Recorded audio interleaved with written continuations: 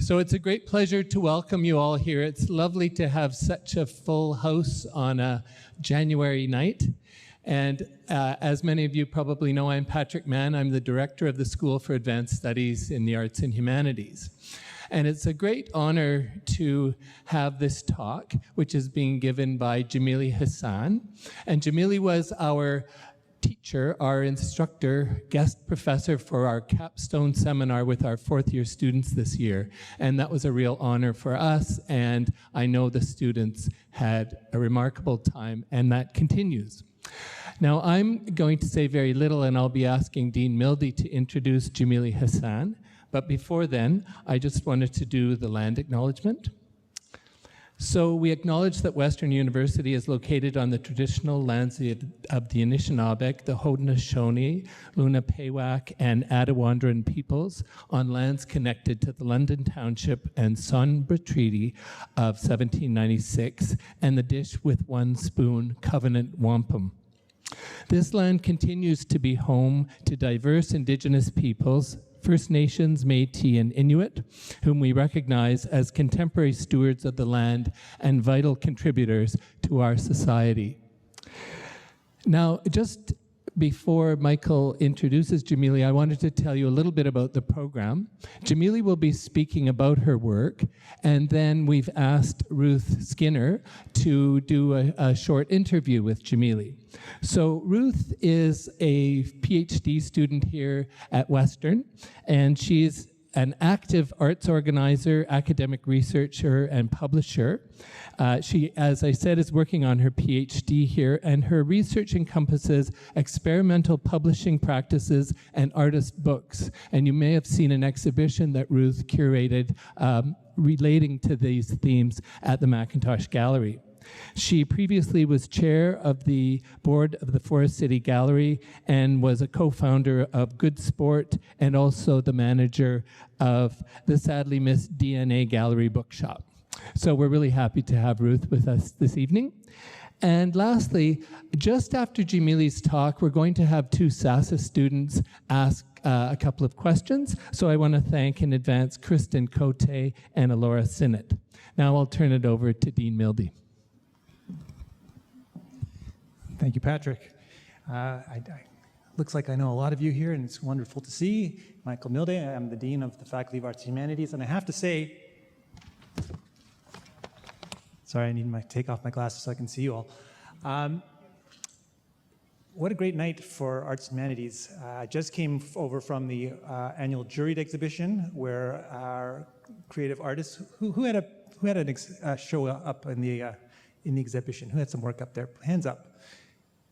Round of applause for these people, please. Fantastic. Terrific creative contribution.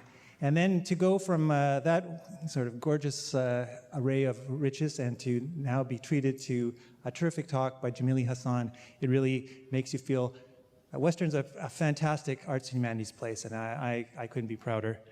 So now I have to put my glasses back on because I can't read without them. Really is a pleasure to introduce Jamelie Hassan, whom I've known for some years in a variety of capacities, and most recently as an instructor in our School for Advanced Studies, which has been a fantastic experience. So many of you will know, it's kind of funny introducing Jamelie in London, where she is so well known, but you know, let's do it.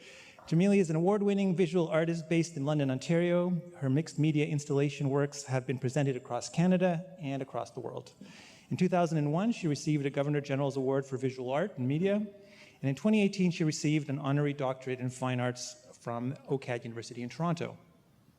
I think everybody who knows her will say Jamelie is an engaged artist. Her commitment to community and public space has involved highly diverse sites. Her community work has included working in artist-run centers throughout the 1970s and 80s, and in the 90s evolved to increasingly national and international contexts. She was selected to be one of the artists working with the advisory team of consultants and architects in dialogue with the complex of communities affected by the LRT, the Light Rail Rapid Transit people on Spadina Avenue in Toronto. Jamelie was engaged in developing concepts and sites for public art. In 2001, she participated in workshops developing programs and displays within the newly constructed Museum of World Culture at the University of Göteborg in Sweden. She has served as a member of advisory panels and art juries for the Art Gallery of Ontario, the Ontario Arts Council, the Canada Council for the Arts, and she has served as a member on the advisory committee for the Ministers' Forum on Culture and Diversity held in April 2003 at the Museum of Civilization in Gatineau, Quebec. I had a long list of exhibitions, but you can look that up on Wikipedia, just like I did. I want to say Jamelie's work has a powerful way of being rooted in history, both personal and international, and in politics. Again, personal, cultural, national, and international. This approach gives her work a terrific vitality and a quality that I think is well captured in the following quote from Jamelie. I always like to give the artist almost the last word. She's speaking about one of her works, which is at the National Gallery. She says, I quote, "I went into the National Gallery and was anxiously staring at desaparecidos, and the security guard came up to me and he said, 'It's okay, it's politics.' Not art, it's politics." And I had this great sigh of relief. And I left the gallery thinking, okay, that piece is going to speak. It's going to continue to remind and have this significant location to speak from in the institution. It's not being absorbed by the institution. I think it just shows that Jamelie really knows how to leave her mark. And now I turn things over to Jamelie Hassan.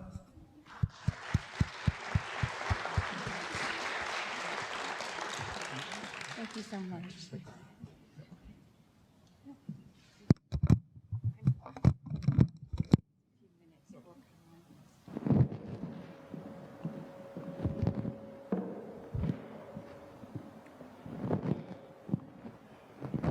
Wow, thank you so much for that lovely introduction. And I want to thank Liza Urick, who has programmed her Art Now series to include my presentation here with SASAH, and Patrick Mann for the invitation to participate over the fall semester with several incredibly outstanding minds. These students have really challenged me over the fall semester.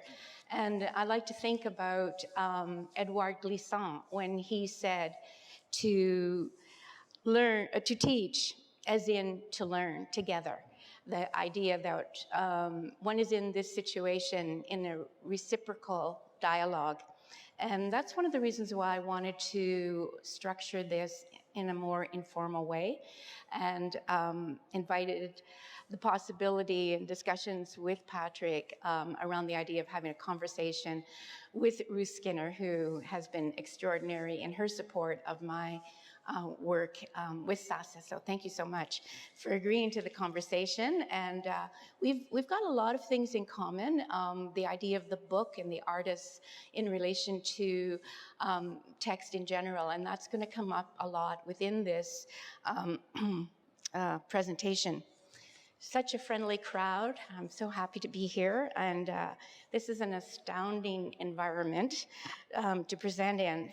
So I've got to bring you to the first, I have to say also a great thank you to Mavis Wang, who assisted in the PowerPoint.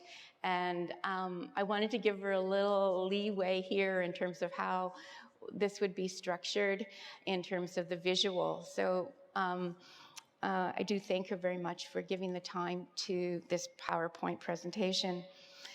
So walking backwards into the future. This title for the presentation this evening, Walking Backwards into the Future, is inspired by the worldview of the Babylonians of ancient Mesopotamia.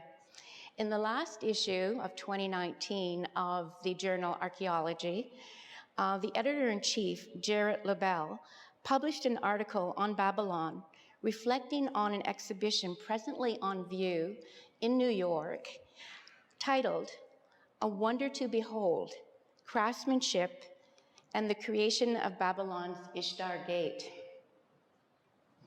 LaBelle wrote, the residents of Babylon in the first millennium BC saw themselves facing their past and walking backwards into the future.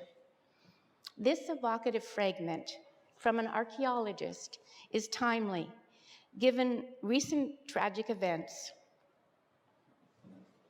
in Iran and Iraq.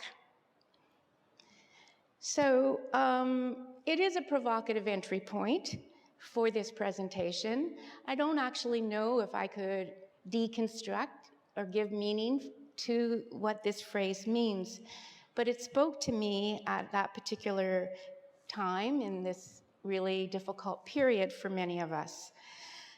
So when we think about our influences and we think about aesthetic and conceptual aspects of works of art, which were made in earlier times, such as the Ishtar Gate. I visited the Ishtar Gate actually in 1979, and most recently my son, who was working as well in Iraq, he actually first visited Iraq when he was a child of 5, when he came with me on a program that I was invited to be a participant in the study of Arabic at the university in Baghdad. So the relationship to archaeological sites in Iraq are ever present in my own experience. And it's really kind of an odd thing to think of so many years back, I mean the late 70s, and the historical kind of connection in terms of my own practice. And that particular year, working and studying in Baghdad and learning about the culture firsthand. I was affected by the idea that the Babylonians, like many cultures of the Middle East, believed that everything was alive. Clay, the material which the bricks at the Ishtar Gate was constructed from, and the glazes, a form of alchemy, plants and minerals, all were animate, all had the ability to impact the world. So you can see the beautiful blue background of the reliefs. This is made from the lapis lazuli stone, which is crushed to make the glazes. In many of my own works, I work with glazes, but I also work with this idea of unfinished, the raw clay, the actual clay, the bisque clay being present. In the Ishtar Gate, in particular, you will see, sorry, where did it go? In this image here above, you will see the Ishtar Gate where the bricks aren't glazed, it's in relief. So this kind of relationship to the immediacy of the material and how it delivers a sense of how it was made. I'm really attracted to that practice, not only in terms of the symbolisms of the gate, but also how it was made, what materials made up the gate. And in terms of the blue, for the Babylonians, the blue was something that signified their own realm and its proximity to the heavens, its proximity to the gods. I kind of like the way that Mavis has done this, so I have to give her a lot of credit for animating the PowerPoint here. One of the things that I've realized is that for people who are passionate about geography and travel, that a lot of people really don't know the difference between Iran and Iraq. People get those two countries mixed up. And I suppose more recently, people are starting to understand that well in the ancient times, Mesopotamia, the Tigris-Euphrates Delta, actually encompassed the two countries. In more immediate times, we are talking Iran is Farsi, they speak Farsi. In Iraq, we speak Arabic, but actually the two countries also share a very strong Kurdish community, and that Kurdish community has been lately in the news because of the situation as how they have been impacted in the situation in the war in Syria. So here we see Babylon's relationship to the capital, Baghdad. And up in Erbil, where the missiles were coming in, that is the capital, actually, of Kurdistan, which is a group of people that whose borders and peoples encompass Syria, Turkey, Iran, Iraq, and a small portion of Russia. So the population, the Kurdish population, is a very interesting population with its own language.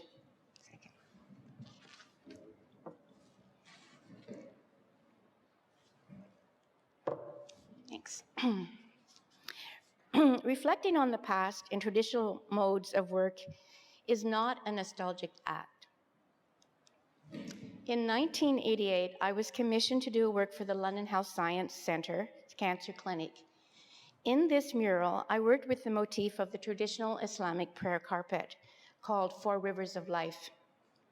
In my interpretation of the carpet, within each repeat motif, I painted images of medicinal plants. Part of each tile was left unglazed, a common method I employ in my ceramic works, where the bisque clay is present alongside the glazed image. Stone fragments that resemble the precious lapis lazuli are actually sodalite, which originate from a non-functioning mine in Bancroft, Ontario. The fragments of stone that I was able to purchase from the mine make up the mosaic elements that represent the flow of the river. It's interesting that the Bancroft mine got mined out largely because huge slabs of sodalite were taken from that mine and delivered to be part of a palace that was being constructed in England. So when Ron Benner and I, my partner, who I want to thank also for being here, when we went up to the mine was actually owned by someone who had a passion for rocks. And he actually sold us, for this piece, boulders that were about this big. And I had a jeweler here in London slice the boulders, which then became the fragments of sodalite for the mosaic. So I'm diverting a little bit here just to give you an idea about some of the relationships in terms of working with material and how that material really resonates and delivers another layer of meaning in relation to the project. Four Rivers of Life, actually, within the cancer clinic I'm just go back there for a second. At this moment in time, I think we think about our relationship to the hospital, and that art itself can have a place in that space, that it can function in terms of having a healing power within the hospital for those that are being treated, but also for those families that are there for those people who are going through the treatment.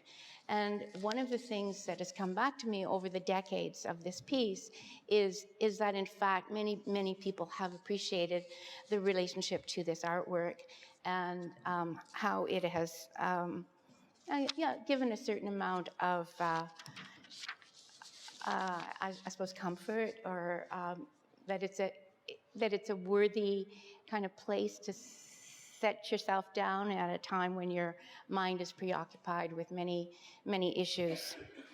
So that potential, in the case of the hospital, and the potential of the healing power of art is something that I think is extremely important relationship that I've carried with me from the time that I was a student studying in Beirut in '68, and became very familiar with certain circumstances through actually working as a volunteer at the American University Hospital in Beirut.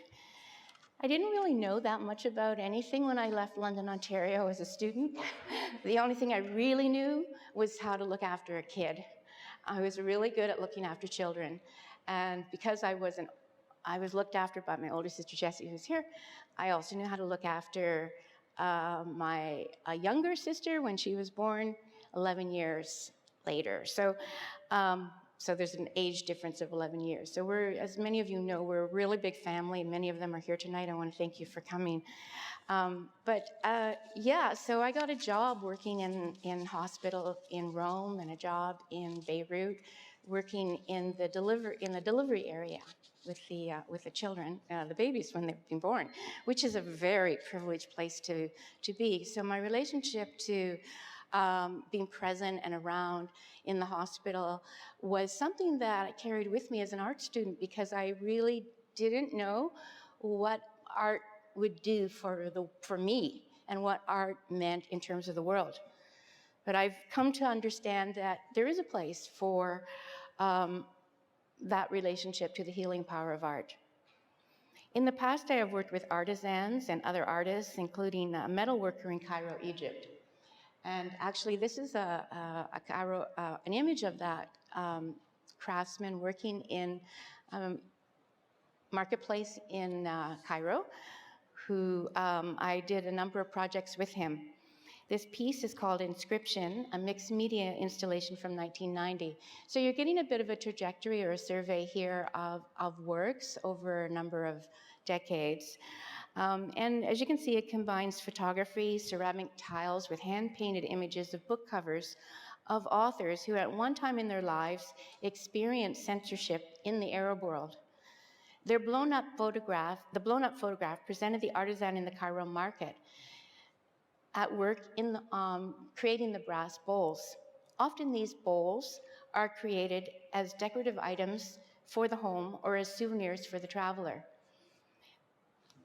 Midnight's Children, also a mixed media installation from 1990, includes a brass inscribed tabletop and folding wooden legs, a common design of functional furniture found in many Middle Eastern homes. The color photography and Arabic-style coffee cups contain images of the children I met along my journey. Reading about the history of Arabic manuscripts and the role of women as copyists, I found a footnote that described a woman from Baghdad who performed her calligraphy as her foot rocked the cradle of her child. And that was the footnote itself was the inspiration for this piece called The Copyist, which was very much inspired by reading that manuscript book and thinking about the role of women and as calligraphers, something that we don't really have a lot of information about. So where did I find it? In a footnote. I could have easily missed that footnote if I wasn't doing a close reading and doing the kind of research that I was doing. I'm really grateful for the opportunities that I've had to do this kind of research, whether it's in the Library of Alexandria or the archives in the Louvre. Many opportunities have arose actually because of the support of the Canada Council for the Arts during my career, as well as the Ontario Arts Council. So this support has been very critical to not only have access to research facilities, but also in terms of financial support for independent art practice as a professional artist. So when we think about this piece, The Copyist, and the child in the image and the diacritic marks of the Arabic, what you're seeing, what I hope you're feeling and seeing here is the sounds of the language coming visually forward, because these marks are the indicators for how to pronounce Arabic, or also the vowel sounds in Arabic. Is the child dreaming of Arabic? Is the child potentially thinking, or the infant thinking of the possibility of learning Arabic in the future? Is the sleeping infant just snoozing away there, having a good sleep? So this is one of the early photographs of my own son in cradle at home. And that's something that has been a very big part of my own practice, is my relationship to family and actually the very term of relationships, that relationships are significant and influence how a work might come about. Does the desire for language, is that a strong principle that we could live by as much as actually having that language? Do we respect a person because they are multilingual?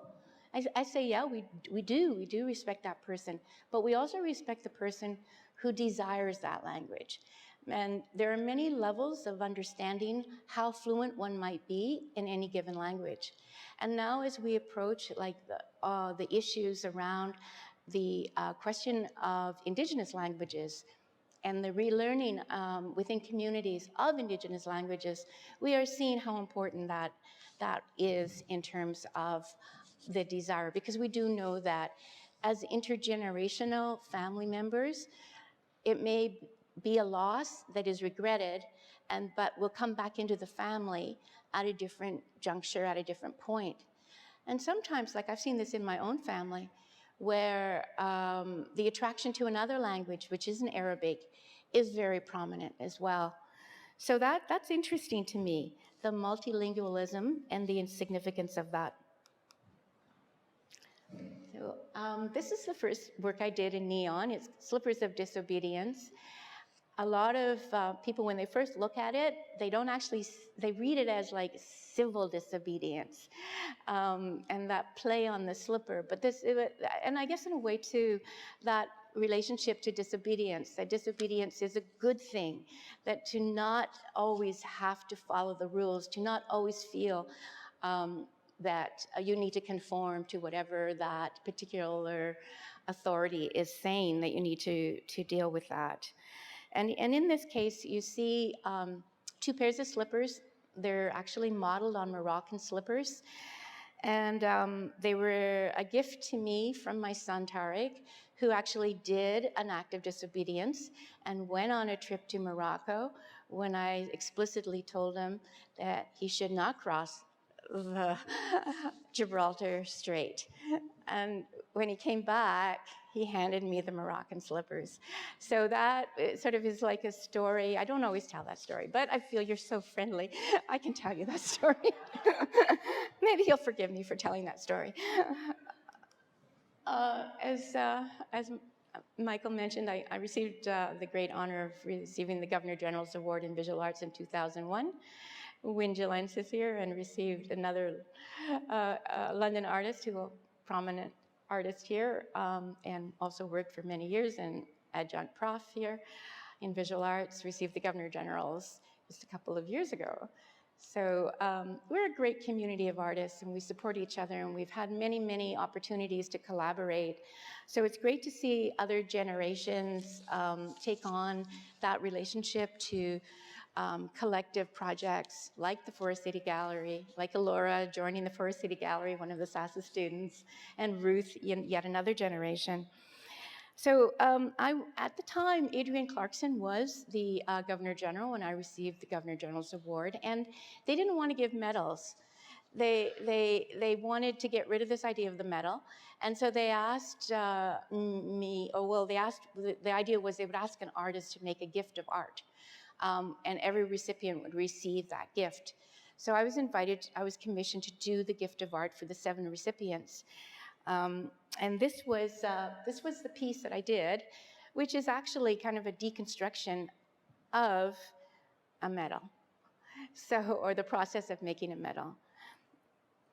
And I asked Leif Benner, Tom Benner's son, Ron Benner's nephew, Leif Benner, who's a jeweler in Toronto, who was just starting out at the time, to inscribe the trace of silver into the clay medallion to reference the smoke from the lamp. Each clay medallion, and this was the challenge, each one had to be different, but part of the same series. So in fact, by creating this medal this clay lamp, a souvenir gift for the artist, I was able to do that. Keep it within the series, but at the same time, each one was uniquely different. Well, here's Noon, and this is an Arabic letter that is the letter for the English letter N. And it's a very strong inspiration for many artists and writers and poets. The beloved Rumi, he was Persian from the 13th century who was also from Afghanistan, but he was from a Persian-speaking family. And many of you will know him as a Sufi poet who built bridges and, the whole sort of Sufi tradition of giving away your wealth. The idea behind Rumi was this idea of living modestly and in nature, and being very conscious of that reality. I mean, so we're thinking 13th century issues around the environment, those kinds of things. So Noon here, you're seeing a view of it from a museum in Germany, where the curator had asked could the piece that was owned by the Belkin Art Gallery in Vancouver, could we adapt it for an exterior artwork and have it installed high up? So it was enlarged, it was greatly enlarged, and it was installed. And what you're seeing, that sort of foggy kind of element, is actually a contemporary artwork by Robert Morris, the US artist, which adds to the dramatic effect of the Arabic letter in the blue neon.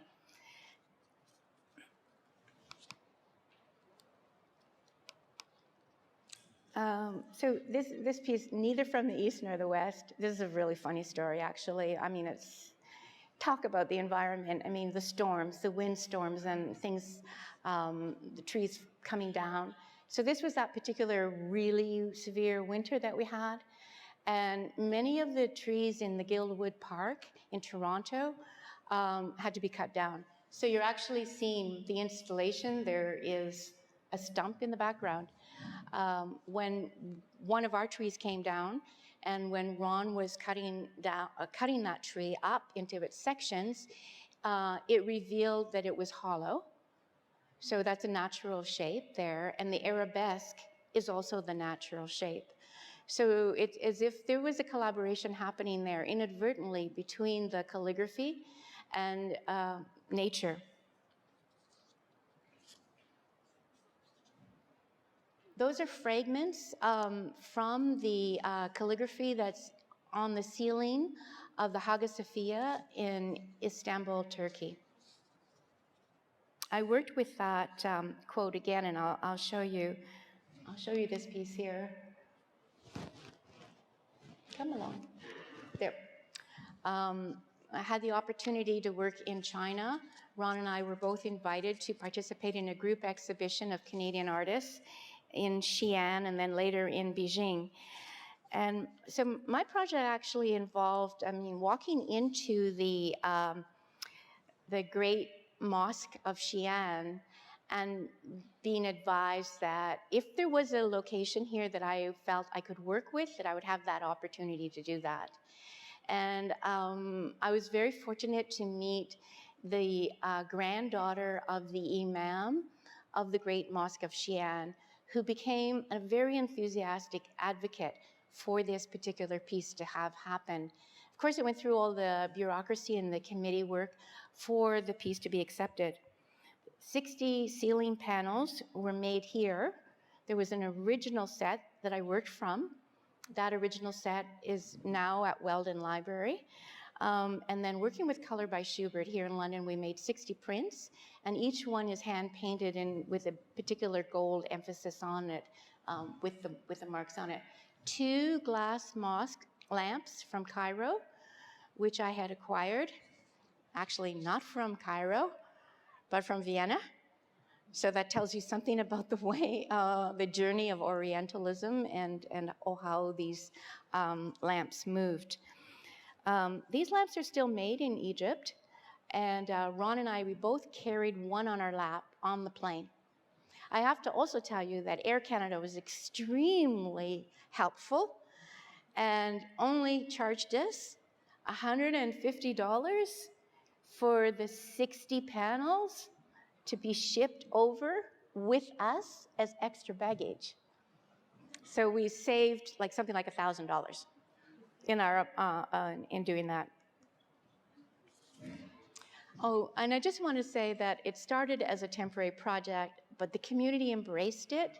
There's 5,000 Muslims in the old city of Xi'an. Of course, there are many more in Xi'an, but right within the old city of Xi'an, where this great mosque is, there are 5,000 who attend prayer there in that wonderful mosque. So they embraced this project and decided to keep it. And so it's an ongoing project. Actually, Sandra, your son was so kind to deliver the publication that was done on this piece by Blue Medium Press to the community back in Xi'an. So the actual copies of the publication went back to the community, a few, not a lot, but a few. So this piece, many people say it's their favorite piece of mine. I like it too, and it has a funny story. I mean, I think every time an artist does a work, there's a backstory. There's, and those stories are really, really special, but we don't always need to tell you those stories. But in this case, I will, because I've worked with Tony Y for many decades. He's here in London, like Roland Schubert. So, I mean, those relationships are working relationships are great, and London is something that has been particularly important to me, that I've been able to have this sustained practice in terms of relationships with people who work with me and my work. So Tony had this green neon sitting around in his studio, and he said, I'm saving that for you, Jamelie, because I think you're going to come up with an idea for it. And he had actually taken it from a restaurant that was changing its signage. And he just kept it. And I kept thinking, I want to do something about the environment with that green neon. I think that's what it needs to be, something about the environment. And then as it turned out, around that time, our former Prime Minister, Harper, withdrew this beautiful $20 bill from circulation and replaced it with this $20 bill that some of you may be carrying in your pocket. So the whole kind of relationship to culture, the bill reads sculpture, Indigenous values, went from our pocket, which was like a kind of a beautiful thing that it was there. So this is blown up, and the neon, it just simply floats on it. So I'm just going to wrap up with a couple of connections to the ideas around, here's the quote, the Gabrielle Roy quote, which is so great. And this work has been shown in Quebec. So I think it was shown in Quebec City, in Manif, in the Biennale there, and a couple of other places. And then it was acquired by Richard Ivey for the Ivey School of Business. Highly wonderful context, I think, for this piece. I've got a piece for you, Richard. So yes, I have incorporated found and neglected materials in my art practice, and have created mixed media artworks and installations which reference the history, geography, language, and culture of the Middle East. Conceptual in my approach, the materials used often reveal hidden histories or make visible unexpected connections or narratives. I was invited to do some research at the Montreal Museum of Fine Art a couple of years back. And I was asked to go to the Islamic galleries and select an artifact and to do my research around that piece. And this is the piece that I selected. This basin made of brass with traces of silver from the original inlay is an example of the finely embellished metalwork that distinguished this creative period of the Ayyub, from 1250 to 1260. The basin is remarkable for its beauty and scale, as well as its origins from Syria and this particular court, the Ayyub. As has been noted in the museum's text by the curator, Valerie Beheri, this artifact is, quote, historically significant, and, quote, is the single most important object of the museum's Islamic collection. I didn't know that when I went to look at the collection. And she said, I'm not surprised that you picked that piece, Jamelie. The ideas that I have developed in my previous works are directly related to both the technique of metal inlay, as well as to the images and calligraphy engraved onto this monumental basin from Syria. In my research of this basin, I have looked into many aspects, but one feature that began to take hold for me was the technique of metalwork in general, and in particular, the technique of silver inlay on brass. This research was revealed has revealed a surprising link of this earlier innovative technology to the intricacies of computer technology. What's interesting in this detail of the basin is that you're actually seeing the basin represented within the basin. And what some people originally thought this basin was for ablution or washing or what carried water, in closer examination, you can see that it is in the production of making wine. Living in the 21st century, few would know of the connection of metalwork inlay to the computer technology we use today.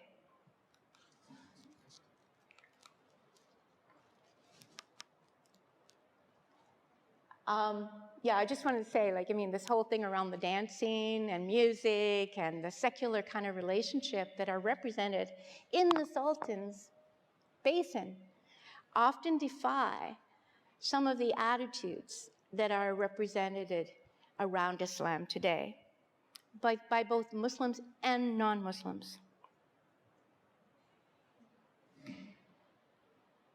So I've actually seen dancers like that, like the sleeves long and swirling. And so here's the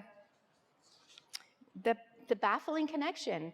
I just think that's so extraordinary. And I do have a website for the Philadelphia Museum of Fine Art that did research on the connection between the computer and silver inlay. Okay. These everyday scenes represented from the 13th century court of Al-Nasr Salah al-Din Yusuf, again, include also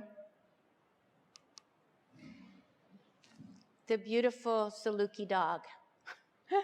And this is, again, another sort of attitude around the dog in Islam.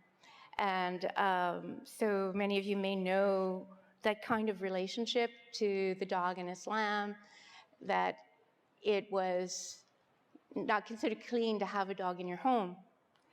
But these images are very revealing and challenge that dominant stereotype and fundamentalist attitudes of what comprise the daily pastimes in the Islamic world, past and present, and what is considered permissible in some Muslim societies. So the idea of the non-human has become more and more something that is present in my life, obviously. It's not the first time that we've had a dog around us, but this one in particular came to us from the deserts of Arabia with our grandsons. So how do you say no to that dog? You do not say no. So Ron and I have had to relearn our relationship to the non-human. Of course, Ron always had a relationship to the non-human with plants anyway. So want to sort of move to this sense of urgency that we feel and thinking about the climate crisis. And this was a Friday there's the courthouse, the old courthouse, and we're at Museum London as the protesters are going by.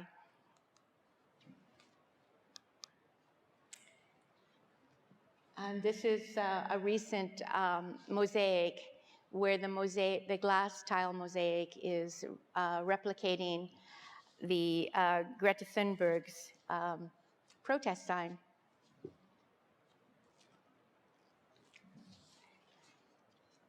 Alan McCall, professor of Yale University and author of the book Under Osman's Tree, The Ottoman Empire, Egypt, and Environmental History, has written on the dominant view of the dog in Islam today. Quote, while of course opinions vary and the elite in many Muslim countries keep dogs as status symbols, the majority of Muslims see dogs as dirty, impure, sometimes even evil. As with so much in the Islamic past today, the history of dogs is thus misunderstood. Most don't know, and many would likely not be open to the idea that dogs were treasured by the Prophet and millions of Muslims after him. For those of us, Muslims or otherwise, whose most regular interaction with a living non-human animal is with a dog, the story of dogs in Islam offers another lesson as well. Humans did not always keep dogs for affection, love, or cuteness. For most of history, they were not pets. They were laborers, economic necessities, hunters, and street cleaners. Apart from dogs that sniff drugs, aid the blind, or chase criminals, very few of us today experience dogs as anything other than that joy that licks our face. She doesn't do that. However, throughout history, they've been much more. Knowing this past only gives us a fuller picture of the most ubiquitous non-human animal we welcome in our midst. But it also helps us to understand how our histories with other animals have shaped our current world. So, in closing, I want to give you this little gift that our grandson, Kian, gave us at Christmas. And as many of you might have experienced, how mild Christmas was. So here is a tribute to that non-human presence in our lives. It's a short film by my grandson and documents the Saluki called Carlita.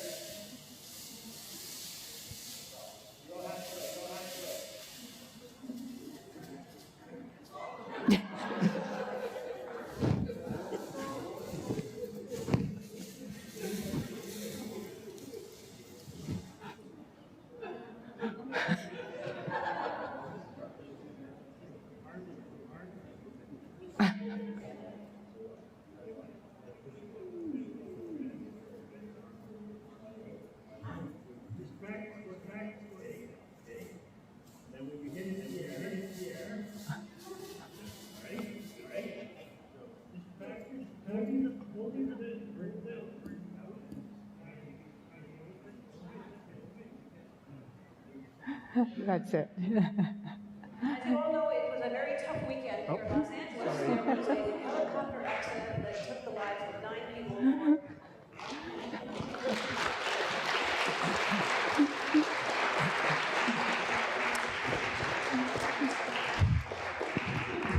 Thank you so much, Jamelie. I'm going to pass the microphone to Alora, who has a question. Is that okay if you're first?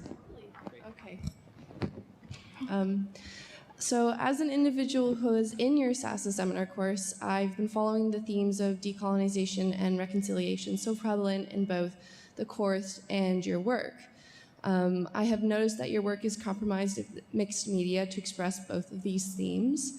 As an artist myself, I often wonder, how do the different use of mediums impact the exploration of the subject or issue? And how do you decide which medium is better used for a particular theme, and what motivates you to explore these themes so closely?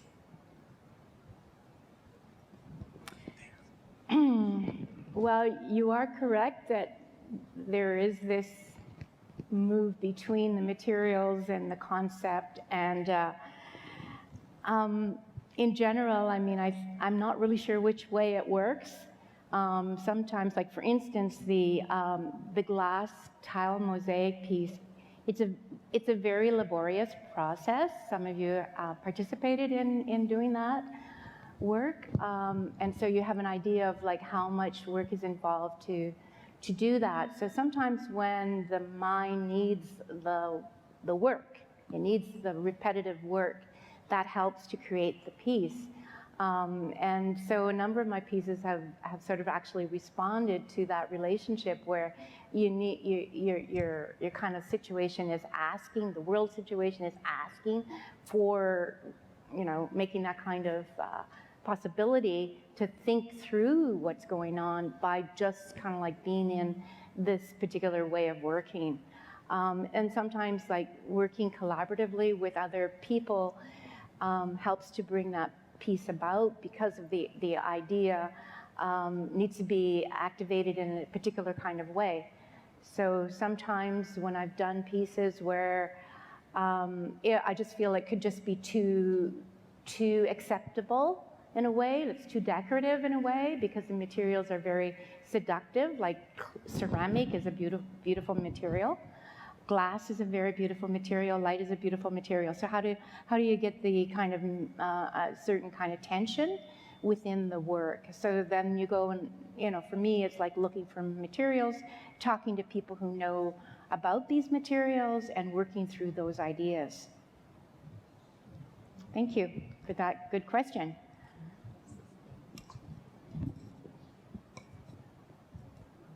Hi.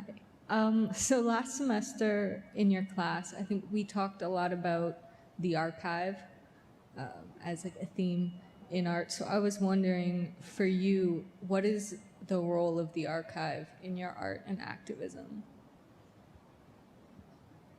Well, I'm glad that you asked that question. I'm also glad that you combined the art and the activism, because we're talking about like histories and community histories, and there are huge gaps in archives. We know that.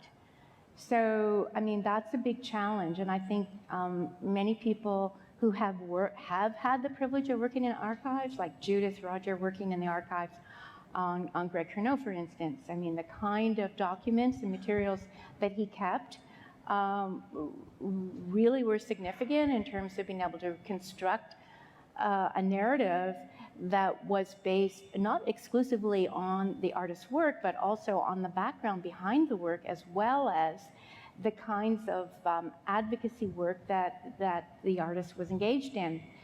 I mean, I think back in the protest image, right? Because I want to do a number of pieces around this idea of protest and protesters, because it's so much a part of what the world is about right now. And so, when we think of some of the early protests that artists were involved in, just on not only about their own needs in terms of surviving as artists, but also in terms of the environment. And so, like mercury poisoning isn't something that is just happening in Grassy Narrows today.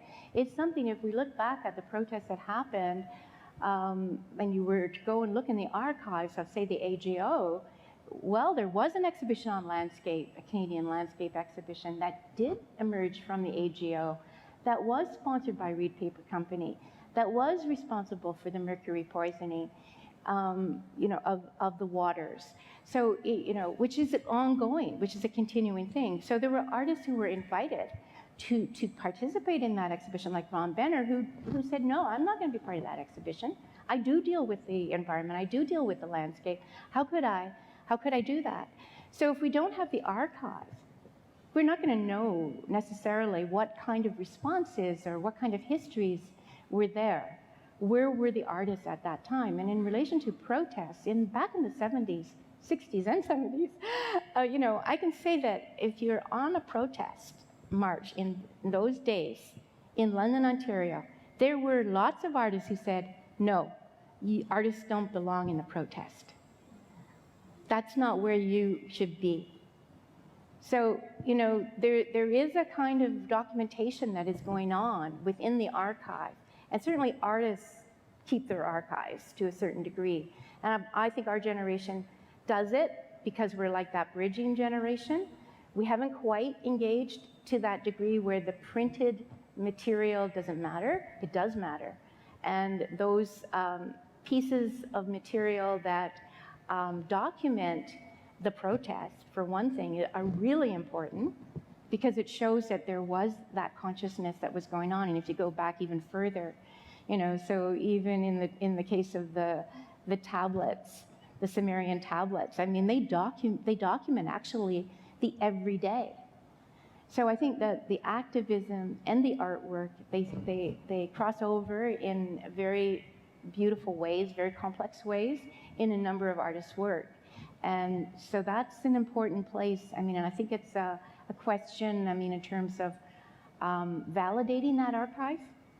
I mean, Ron and I had the opportunity to work in the Louvre archive and look at the journals of Delacroix, Eugene Delacroix, and the actual archive itself. Within the archive were comments from the captain of the ship that he was on when he went on that journey to Algeria and Morocco. So that's really interesting, the comments of the captain of the ship. And there's actually a point in the archive which reveals that Delacroix wasn't considered a passenger. He's this prominent artist. He's not documented as a passenger. He's accompanying the diplomatic mission that's going to North Africa, but he's not documented. So if he hadn't been keeping his journals, and those journals didn't survive, he wouldn't have been recorded in that way, except in his art. That's really fascinating to me. Thank you for that question. Thank you. So I'll ask Ruth to step up and we'll have a little conversation, and then if there are a few more questions, we'd welcome them. How much time are we? How did we do? Oh, that's perfect. Okay, so I wasn't sure how much time I had taken there, so we're good. We're very good, yeah. We're good. This is nice. Nice. Hi. Hi, everyone. Jamelie, I want to start less with a question, more, if you'll indulge me, a bit of a ramble. And I want to acknowledge you, and I want to thank you for your art practice and for your advocacy and your activism. And I'm doing that from my own perspective, someone who is involved with Forest City Gallery, of course, something that you co-founded with Wynn and Curnow and other people. And I know that we've got our director here, we have past and present board members here and interns here. And that, to me, is a beautiful reflection of the title of your talk, this Looking Backwards. I think it's striking.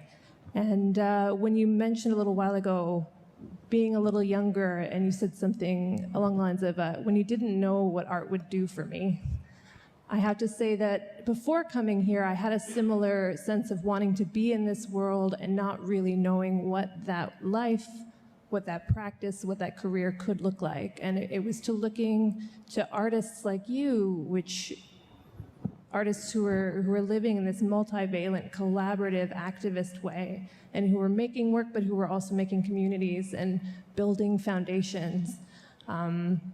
Foundations of gallery spaces, foundations of conversations, foundations of ways of thinking, and at the same time, like Carlita, digging at a foundation, continually upending them and questioning them. And to see you work in that way and to be able to be near it and to converse with you about it is just such a valuable thing. And so thank you for that. Well, thank you. What are we going to talk about? What do you want to talk about?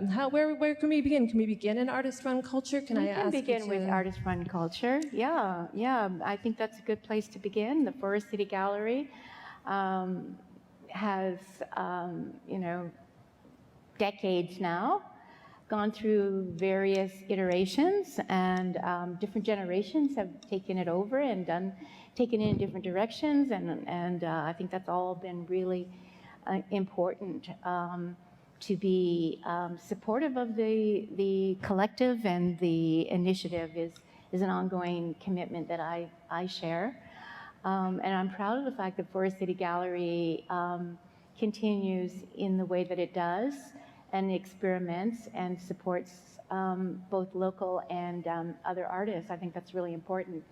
Embassy Cultural House was also really important to many of us, and that was both a community and a family engagement, and started my engagement with it. Started with, like, I'm here because of my family, and their relationship to the hotel, because it was founded by my father, and he and my mom actually lived in the hotel, and family members lived in the hotel. So I mean, there's a big history there with the embassy, which was formerly the Sunnyside. So when artists went into that space, that was like a really different kind of activity than Forest City Gallery. And I think I've talked a lot about the relationship that sometimes there's an engagement and sometimes it's a stepping back. And that's also, I think, about how artists manage the complicated relationship to one's own practice. So I think that that's how the artist-run centers, I mean, we have to look back to the early origins of them. And one important location is Vienna, in fact, where the Session was founded more than 100 years ago.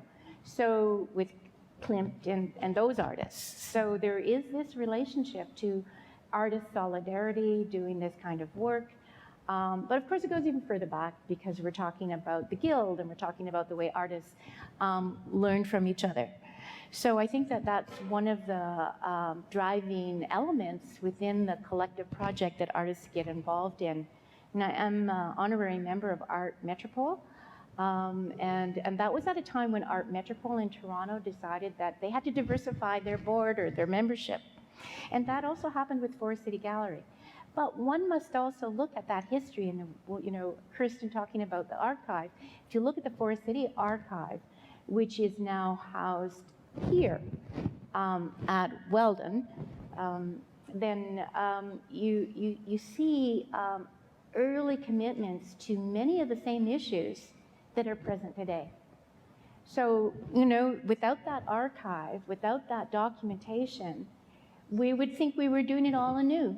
We would think that it hadn't, you know, that there isn't that history, but in fact there is that history. And there's a really, I would say really the kind of radical moves that took place in London from my research really started in the 50s. There was definitely something that was percolating here in London in a very different way than other kind of communities.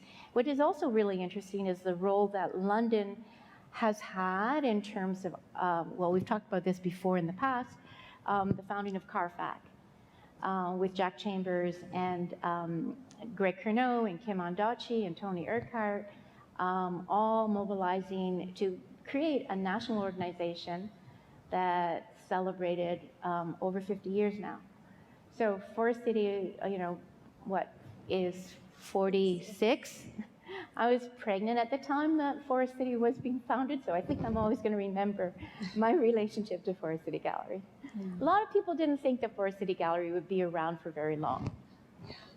So there you go. One of my favorite works of yours you did in 1979 when you came back, and it was an exhibition addressing Beirut. You were in Beirut and you took photos of the streets there after a great deal of conflict. And part of the exhibition, you dismantled the wall of the gallery. And again, it goes back to this beautiful image of Carlita digging, of your own continuous need to remind us to upend these expectations of what these spaces are and what they do. And when I hear your anecdote about artists being told that activism isn't the space for you, I wonder if you could speak to how you see the current moment in that continuum with that past moment.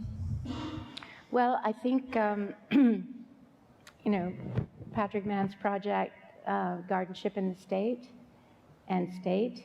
is an example of the way that artists are mobilizing within an exhibition project, a collaborative project, trying to build a different way of viewing our relationship to, you know, the art object, so that it's more about a shared relationship and thinking about the environment and how does one sort of reconcile. I mean, this is a big question for me right now, actually. Sometimes it keeps me awake at night. And it's not a great idea to have a partner who can talk to you about those things at 4 a.m. But I mean, you know, like sometimes you have this thing about, am I just making more stuff? Like it's just more stuff in the world. And so, you know, the idea that art is important that the messages that are embedded within the art practice and the kind of practice that artists have in their everyday and the relationships that they have with each other and the way they gift things to each other, all those things are what is now understood we need more of. We need more of is that kind of economy, the trading economy, like more of that is happening, and the relationship to frugality. Like like we know the majority of the world knows how to be frugal, knows how to make the most of a difficult situation. So I think that we know in terms of artists that we're really good at doing that. And then at the same time, I think, recognizing that we're implicated in a certain kind of privilege because who can afford the art that we make? As it goes on and on into these sort of situations, like when Michael talked about Desaparecidos from 1980, when it was acquired by the National Gallery of Canada, I was like, wow, that's amazing, but what's going to happen to it? What's going to happen to that work? And I did really feel very anxious about activism and how activism needed to keep speaking through the work itself. And there's something interesting about, people who work in art galleries are often the artists themselves who are working in the art galleries. So there's this crossover. There's this fluidity that happens so that it's not a tight, determined role. Or, we still have these hierarchies, but one of the things I think that we talked a lot about in our class was how do we get away from that? How do we dismantle it? How do we value, the young voices that are coming up, like the Greta Thunbergs of the world? She's not alone. I'm just using her right now because she is so prominent, and I respect her 16-year-old voice, talking back to those voices of power. So, I think our solidarity is incredibly important for this young generation. I'm reminded of Roberta Jameson, who had so many different roles, official capacity roles, and then when she was interviewed, she said, yes, but the most important role that I have is being a grandmother. So as speaking from that, that generation, that grandparent role, and that's why I wanted to show you that little clip. From my grandson, was that the dynamic and how do we dialogue and what is the meaning that could carry forward. And actually, he wanted it up on YouTube. That was his idea, to get it up on YouTube and share it. So I think it's okay, to share it in this setting. But I think I lost a little bit of a track there where we're going. But I think the activism and advocacy, we see a lot of artists who are taking on that quite deliberately and saying, okay, my art practice is now advocacy. That's where I can be most effective, because I have all these different strategies. And the arts and humanities are like this place where we have an enormous amount of creativity and imagination. And one of the texts that we worked on was Amitev Ghosh, when he wrote The Great Derangement and talking about the environment. And he was asking that very question, what is the role of art and culture today, given the extremity of what we are facing? So his question was put it back on himself. He said, I need to do it too. I need to write from that perspective. But what was surprising to me was that he had already written it, but he didn't recognize it in his own work. Mm-hmm.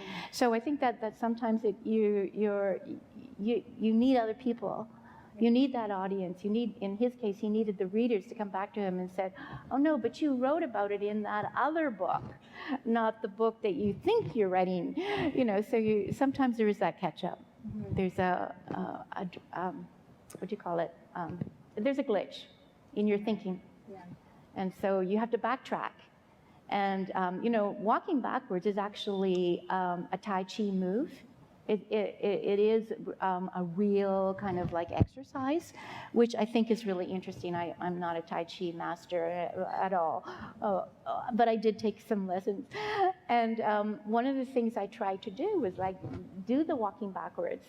And it's not an easy thing to do, really, physically, to walk backwards and feel that you're not going to fall back onto yourself.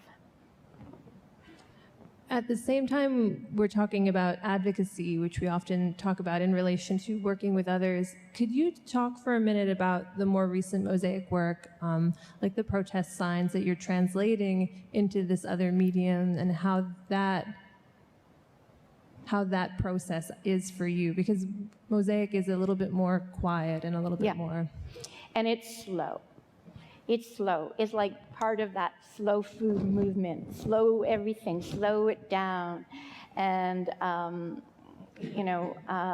hear this from another generation, that one of the most privileged spaces that we're going to have in the future is where we don't have technology, where we don't have to answer all of this, deal with this bombardment of information, that there will be islands where, well, there are a few already that are happening, where like Osoyos in BC, where you cannot take your technology with you. So this whole idea that only among the privileged will there be a situation like that. So it's interesting that there is like this, Ruth is referring to a piece that I did recently that was in The Guardian, the weekly. And it was a sign that says, this way for the internet. And like this idea of like when you're traveling and you want to reach your family. Well, in the past, it was like you sat down and wrote a letter. And then there was like the phone call maybe, or the cable or whatever. But now, when we were traveling 20 years ago, looking for an internet outlet was like a big deal. Like even in Paris, it was a big deal. So, I mean, I really, when I saw this sign, it was in Morocco.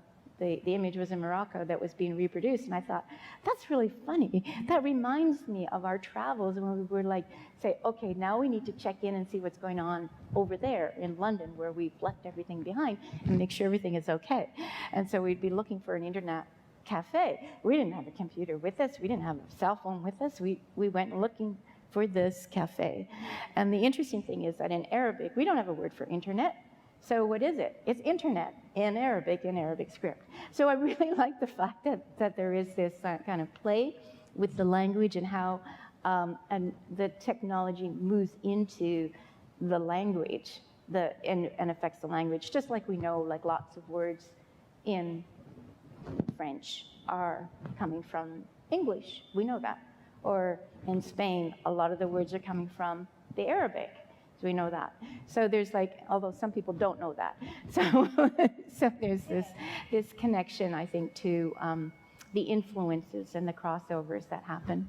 Yeah, I really love that piece. And we talked a little bit yesterday about, in the current moment with so much debilitating news media coming out. And also I'm teaching a digital literacies class, and one of our first readings was James Bridle, New Dark Age of Technology. And we had a discussion about kind of the perpetual anxiety we have, because we have these supercomputers in our pockets at all times that are just constantly pinging us with information that we don't really often want to hear.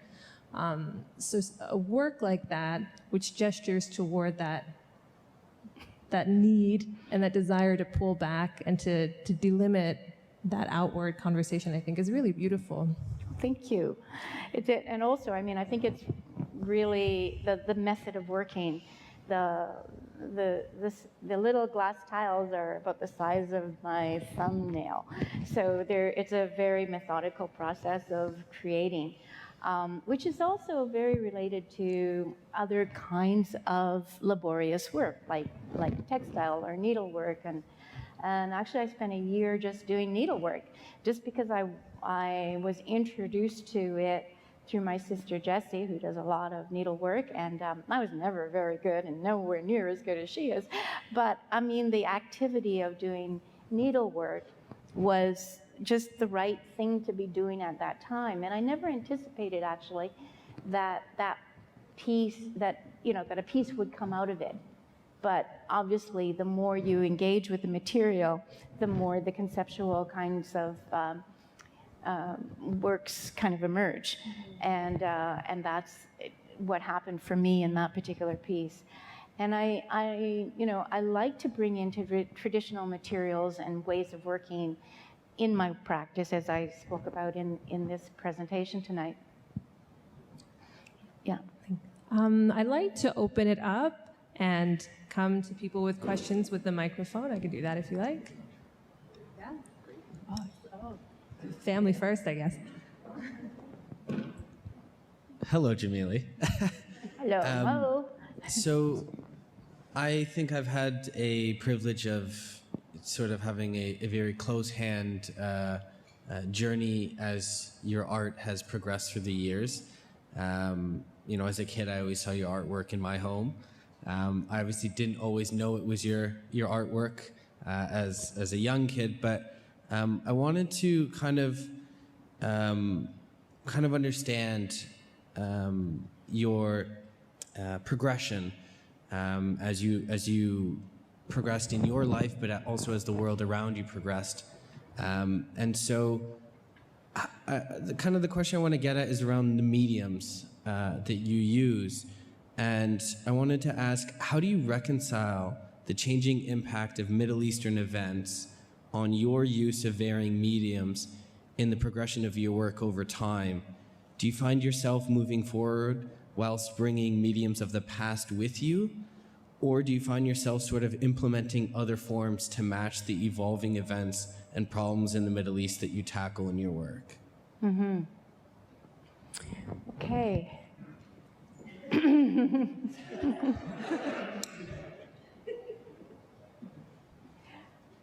Yeah, well, I think definitely there is a desire to kind of like, and I don't think it's nostalgic, although, I think some people might read it that way, but like, for instance, what we're talking about, the glass mosaic. I mean, it's an ancient Mediterranean technology. It's everywhere in the Mediterranean. So, I studied it, and I'd never thought I would ever actually make it myself. I investigated the cost of having it done by a company if I were to do it. And it was really prohibitive unless somebody was commissioning me. And then I thought, gosh, I think I'm just going to do a workshop and learn how to do it. So I asked my friend Brenda Collins, Indigenous artist, to come over to the studio and do who she was doing the mosaic. Now, I found out through this is a long way around to answer your question, but I found out from her that she had done a workshop in Toronto to learn how to do mosaics, and the couple that taught her were from Alexandria, Egypt.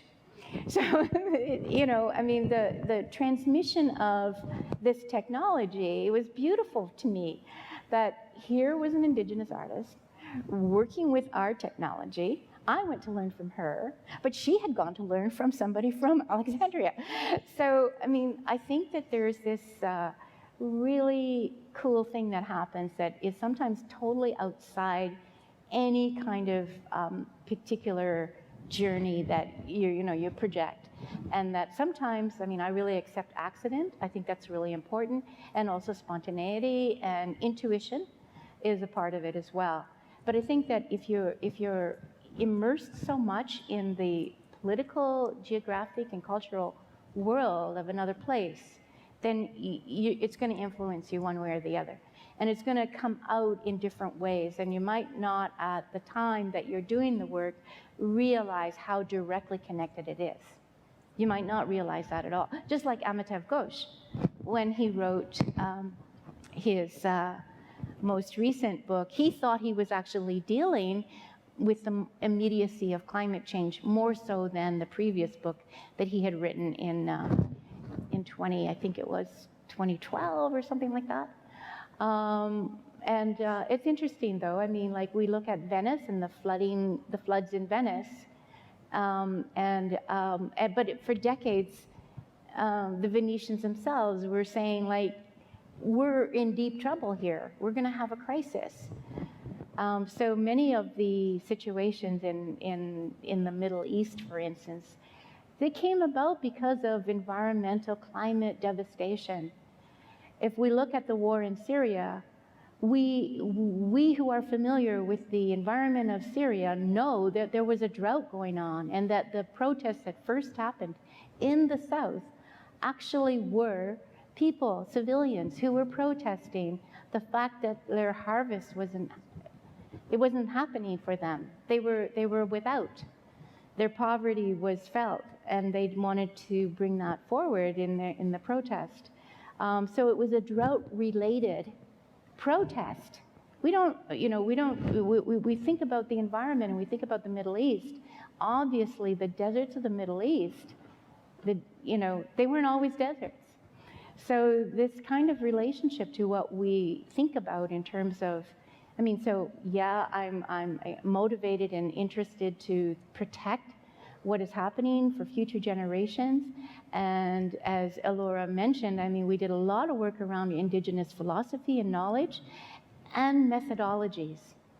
There is a methodology within different cultures. There's no question about that. I'm aware of that.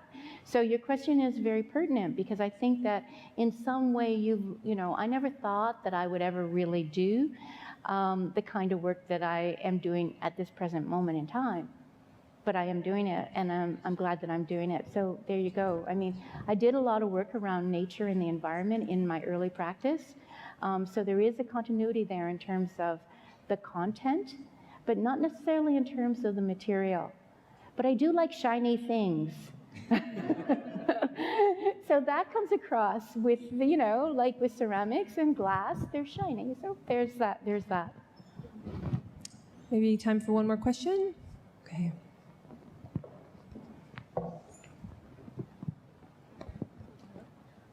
I was really attracted to your newer artwork, and as an artist myself who's done a couple of calligraphy artworks, my question for you is, how do you choose the text that you write, and what does it mean for that artwork? Yeah, thanks.